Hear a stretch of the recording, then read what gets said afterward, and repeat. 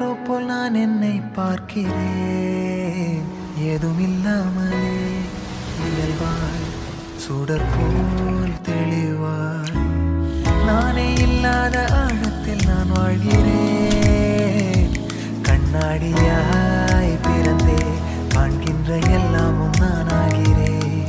இரு காலின் இடையிலே உரசும் பூனையாய் வாழ்க்கை போதும் அழடா. எதிர்காணும் யாவுமே தீண்ட தூண்டும் அழகா. நானே நானாயிருப்பேன், நாளில் பூராய் வசிப்பேன் போலே வாழ்ந்தே. ചായയും വൈബും അടിപൊളിയാണ്. പക്ഷേ മുട്ടയുടെ കാര്യത്തിൽ മുട്ട മിക്കതും തലേ ദിവസത്തേ കിട്ടുള്ളൂ. അതുകൊണ്ട് തന്നെ ടേസ്റ്റും മാറ്റം വരും. ഇഷ്ടപ്പെടുമോ എന്നുള്ള കാര്യം ഉണ്ടാവും.